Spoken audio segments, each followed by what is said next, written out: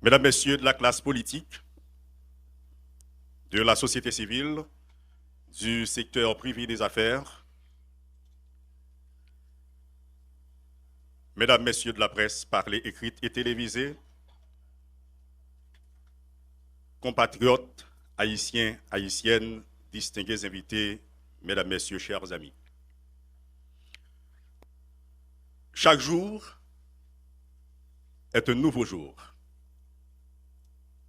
Et aujourd'hui fait partie de ces nouveaux jours à partir desquels l'homme et la femme sont appelés à écrire de nouvelles pages dans l'histoire de l'humanité. Chacun et chacune d'entre vous, on a rendez-vous avec l'histoire.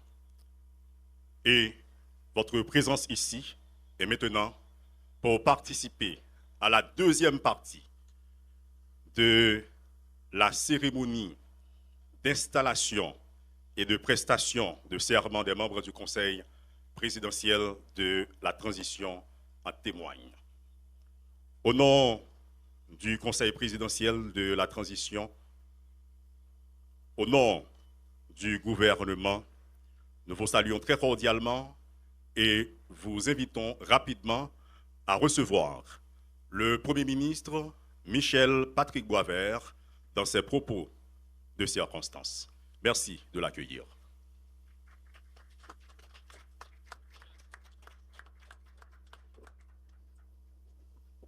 Merci.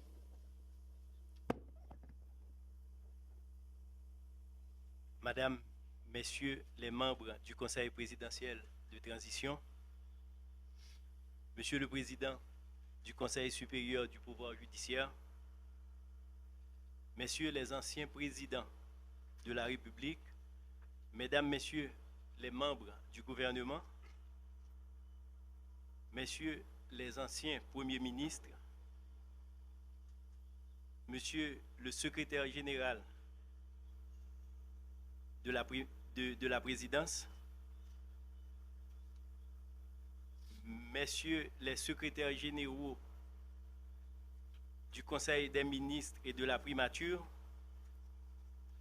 Mesdames, Messieurs les représentants du corps diplomatique et consulaire, Monsieur le coordonnateur général de l'Office de management et des ressources humaines, Mesdames, Messieurs les membres du Conseil supérieur du pouvoir judiciaire, Monsieur le commandant en chef des Forces armées d'Haïti, Monsieur le commandant en chef de la police nationale d'Haïti, Monsieur le président de la Cour supérieure des comptes et du contentieux administratif, Monsieur le protecteur du citoyen, Monsieur le recteur de l'Université d'État d'Haïti, Monsieur le gouverneur de la Banque de la République d'Haïti, Mesdames, Messieurs les hauts fonctionnaires et cadres de l'administration publique, Mesdames, Messieurs, en vos rangs, titres et qualités, Mesdames, Messieurs de la presse, distingués invités, Mesdames, Messieurs. Haïti, notre pays, se retrouve à la croisée des chemins à la recherche de solutions idoines pour sortir de cette crise politique multidimensionnelle qui a trop duré et dont les conséquences sont néfastes sur la population, sur les biens, sur les infrastructures, tant publiques que privées. La vie fuit notre pays, tant la situation est grave. Les multiples démarches entamées jusqu'à récemment pour s'en sortir ont mis du temps à produire leurs effets. Les solutions proposées, les efforts et les sacrifices consentis par les parties prenantes se sont heurtés aux difficultés inhérentes à la vie publique.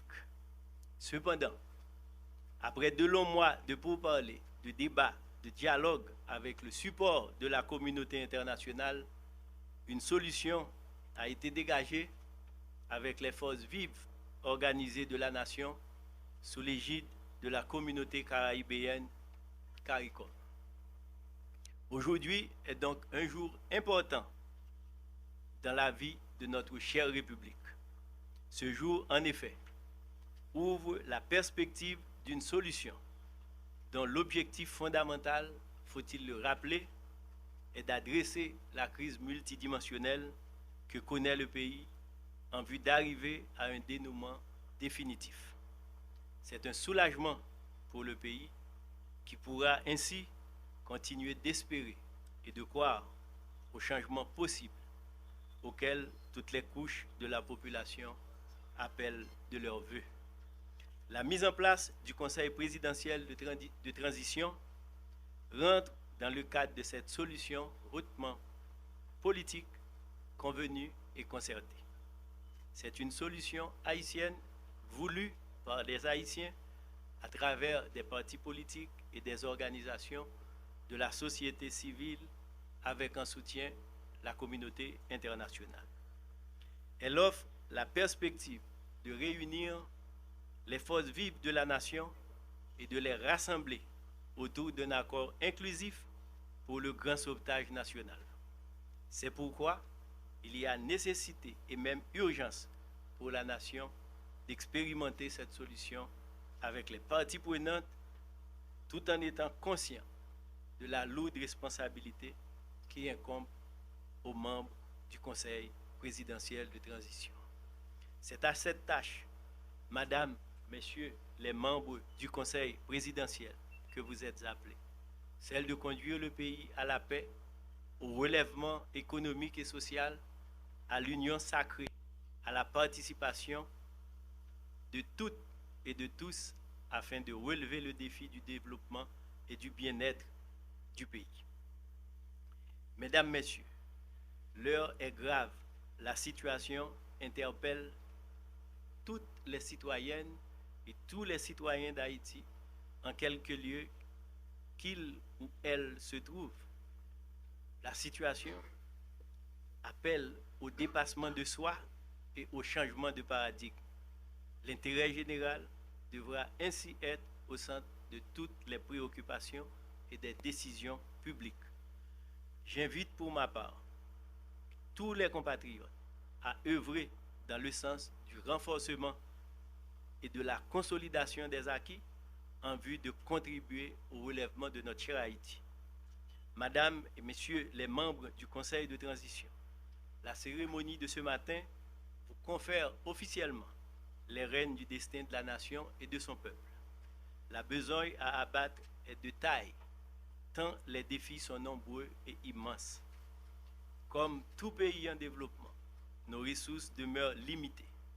C'est pourquoi je me permets d'attirer votre attention sur le fait que la population attend beaucoup de vous dans un contexte où tout devient prioritaire à côté de la sécurité.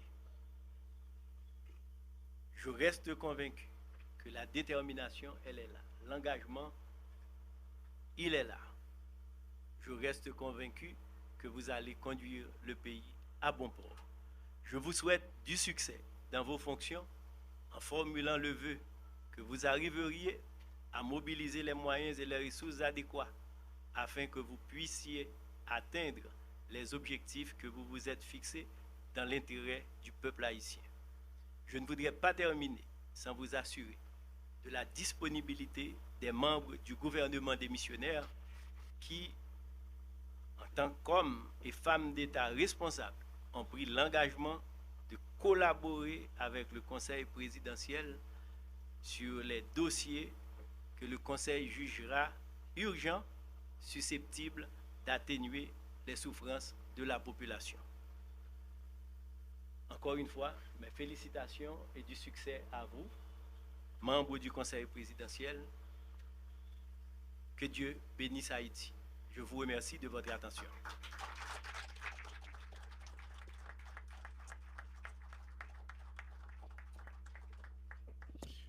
Voilà les propos du Premier ministre du gouvernement démissionnaire, Michel Patrick Boisvert, afin que nul n'en prétexte ignorance. On assiste à la seconde partie de la cérémonie d'installation et de prestation de serment du Conseil présidentiel de la transition. Deuxième partie, pourquoi? Parce que la première partie a eu lieu ce matin au Palais national. La prestation de serment l'installation, l'hymne présidentiel, la dessalinienne, tout ceci a été exécuté au Palais national ce matin. La lecture aussi de l'arrêté nommant les membres du Conseil présidentiel a été donnée au Palais national. Et ici et maintenant, je ne ferai que vous rappeler les noms des membres composant le Conseil présidentiel de la transition. D'abord, les membres du Conseil présidentiel de transition avec droit de vote. Le citoyen Smith Augustin, le citoyen Louis Gérald Gilles, le citoyen Fritz Alphonse Jean, le citoyen Edgar Leblanc-Fils, le citoyen Laurent Saint-Cyr, le citoyen Emmanuel Vertiller, le citoyen Leslie Voltaire, avec droit de vote. Les membres du Conseil n'ayant pas droit de vote ou sans droit de vote, c'est d'abord la citoyenne Régine Abraham et le citoyen Frinel Joseph. L'instant présent, l'honneur est revenu à la citoyenne Régine Abraham d'adresser son message de circonstance ubi et orbi à la ville et au monde. Avec vous, la représentante du Conseil dans ses propos de circonstance.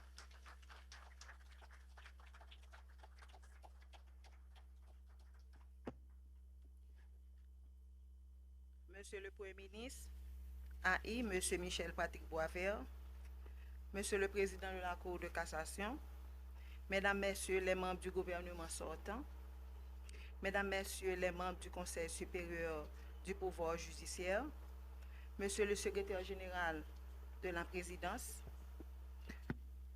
Messieurs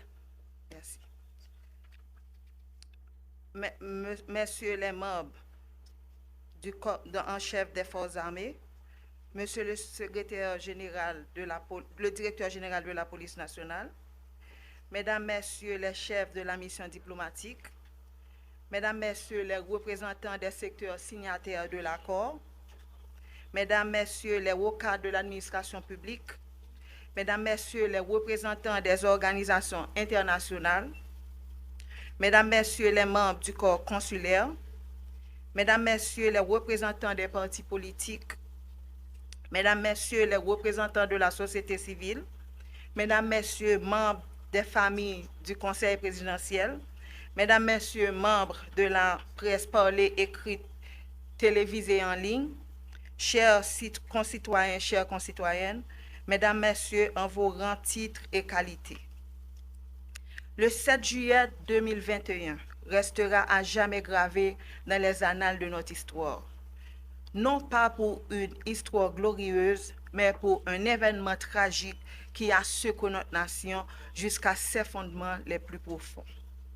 L'odieux assassinat de son Excellence M. Jovenel Moïse, président de la République d'Haïti. Peu importe nos affiliations politiques individuelles, ce régicide a non seulement coûté la vie à notre chef d'État, mais il a également marqué un tournant pour le pire dans la crise socio-économique et politique et a affligé notre pays depuis si longtemps, à genoux. L'extrême violence qui a suivi ce acte barbare a plongé notre nation dans le deuil et la douleur.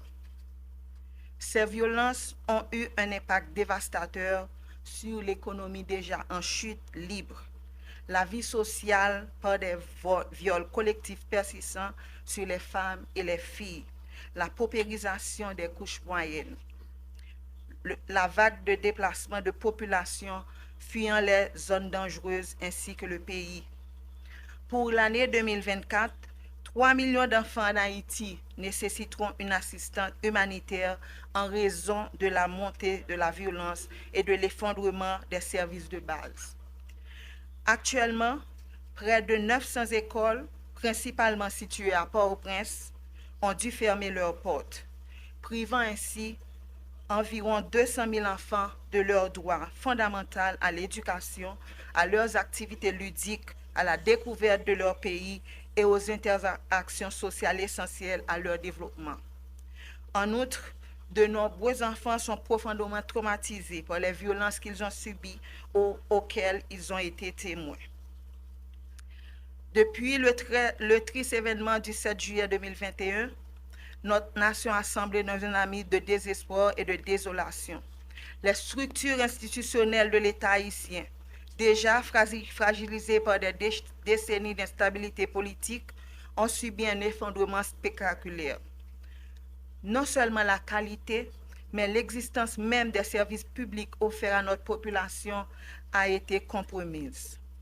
De plus, la population de la zone métropolitaine de Port-au-Prince est littéralement prise en otage, ce qui aggrave de manière exponentielle les conditions de vie des ménages.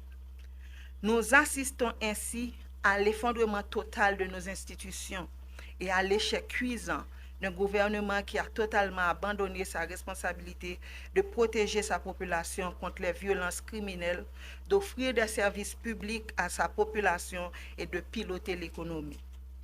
Face à cette crise sans précédent, la population tout entière a reconnu l'urgence et la nécessité impérieuse d'une prise en main vigoureuse pour sortir notre pays de cette spirale de désespoir et de destruction. C'est dans ce contexte que des partis politiques, des organisations de la société civile, du secteur privé des affaires et de la diaspora haïtienne se sont entendus le 3 avril sur un accord politique historique pour conduire le pays sur la voie de la sécurité, de la stabilité et du redressement économique. Pour ce faire, le Conseil présidentiel, émanation de cet accord politique, qui exprime une vision commune de la transition construite par les secteurs et représentant un engagement responsable envers le peuple haïtien, s'attellera au lancement de 5 grands chantiers. Le rétablissement de la sécurité publique, l'organisation de la conférence nationale et de la réforme constitutionnelle, la réalisation des élections générales démocratiques, crédibles et participatives, la restauration de la justice, de l'état de droit et des droits fondamentaux des citoyens et citoyennes, le redressement institutionnel et économique. Dans ce contexte d'insécurité généralisée qui défie les autorités de l'État, les forces de l'ordre du pays sont remerciées pour leur courage et leur dévouement. Il convient aussi de souligner le rôle crucial joué par la médiation de la CARICOM et des gouvernements des États-Unis, du Canada et de la France, ainsi que des agences multilatérales telles que l'ONU et l'OEA. Leur intervention a été un catalyseur essentiel dans le processus visant à parvenir à cet accord entre les différentes parties haïtiennes. Nous leur remercions pour leur collaboration et leur soutien à la stabilité et au progrès d'Haïti. Haïtiens tous côtés, dans la capitale, dans le quartier populaire, dans la province, dans la tête monde, dans la diaspora, nous tous avons souffert dans l'état pays aujourd'hui. Nous avons mouru par-ci par-là. Jeunes femmes coutifi ont suivi déjà tribo babo. Classe moyenne fin décapitalisée. En pile famille qui te courir quitter caillou. Yon seul espoir c'est courir quitter pays. Nous pas doué jamais river là et ça pas doué continuer comme ça. C'est pour jansement ça yo, nous même dans conseil ça, nous engager nous dans bataille ça à côté peuple haïtien. Nous connaissons li pas facile, mais c'est ensemble tout patriote qui en dedans couder au pays pour nous coller les épaules pour lever ex-camp pays. Aujourd'hui ne marque que le premier jour du travail nécessaire pour rétablir l'ordre, la discipline, la paix et les conditions favorables à la création de richesses dans notre pays meurtri. C'est le début d'une quête collective visant à remettre notre nation sur la voie constitutionnelle et pour espérer offrir une meilleure vie à toutes les filles et tous les fils d'Haïti. Merci à tous et à toutes. Mettons-nous tous et toutes au travail. Merci beaucoup.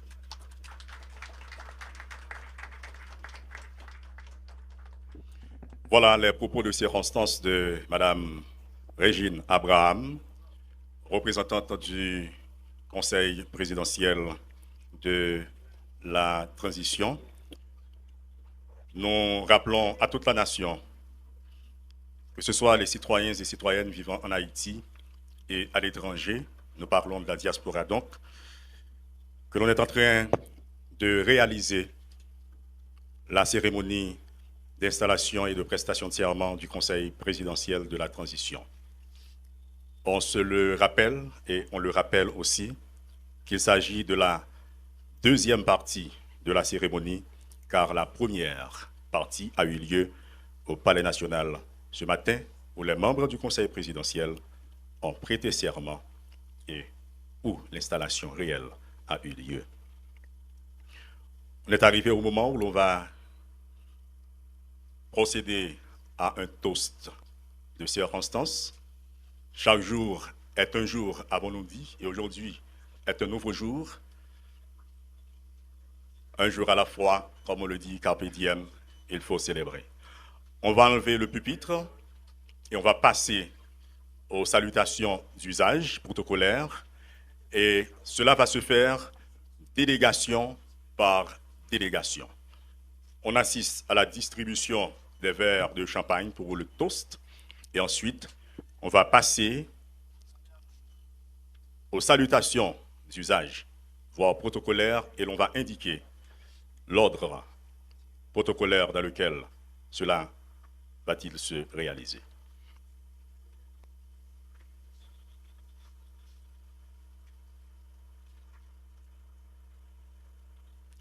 On attend que l'assistance soit servie.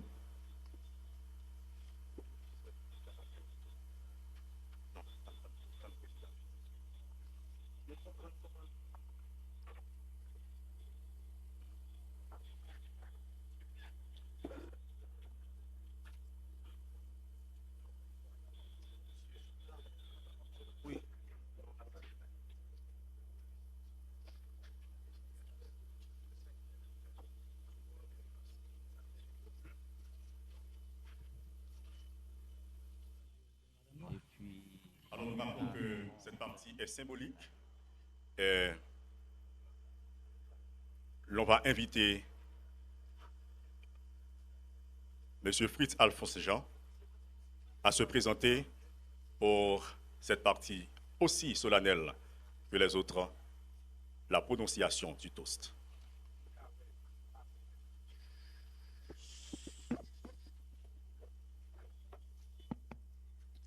Chers amis de la diaspora qui nous écoutent là où ils sont, là où elles sont, chers amis de la communauté internationale, compatriotes haïtiens, haïtiennes qui tout partout en d'un pays, et surtout toutes femmes, toutes ces filles, nous connaissons été subies en pile bagaille pendant le temps ça a passé, ils continuaient à subir en pile bagaille, en pile viol collectif, viol individuel. Donc aujourd'hui c'est un tournant important. C'est un jour important de ce tournant de la vie nationale. Donc nous levons nos verres tous pour le travail qui nous reste à faire à Haïti.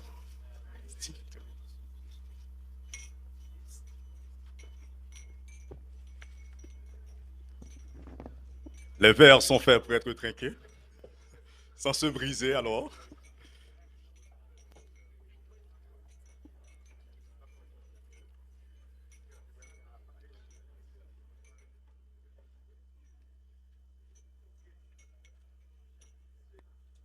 On entend le son des verres comme le son du clairon.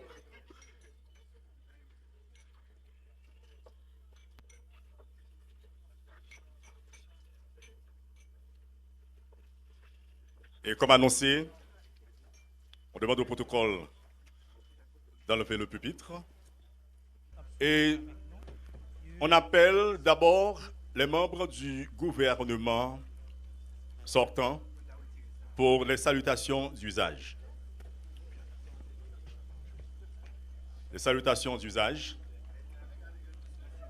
On rappelle à toute la nation qu'on est à la villa d'accueil pour la deuxième partie de la cérémonie d'installation et de prestation de serment des membres du Conseil présidentiel de la transition. Et cela se passe ici et maintenant. Monsieur le Président de la Cour de cassation, le commissaire du gouvernement de la Cour de cassation,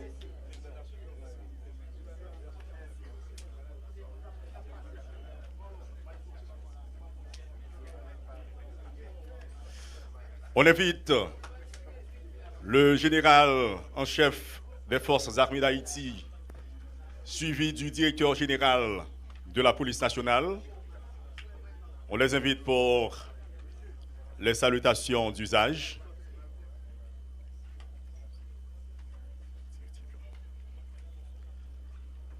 On accueille, comme annoncé, le général en chef des forces armées d'Haïti et le directeur général de la police nationale pour les salutations protocolaires officielles alors aux membres du Conseil présidentiel.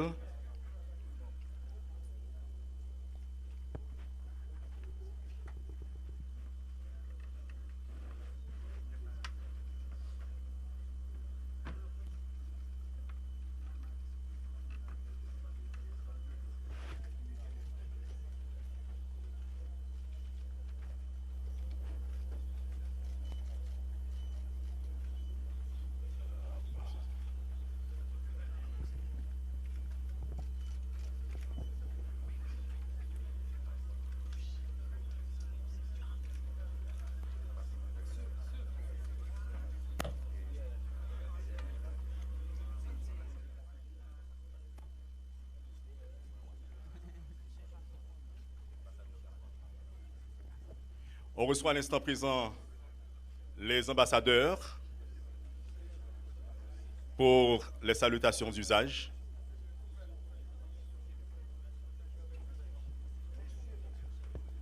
Les ambassadeurs et chefs de mission et les représentants des organisations internationales présents à cette cérémonie d'installation et de prestation de serment des membres du Conseil présidentiel.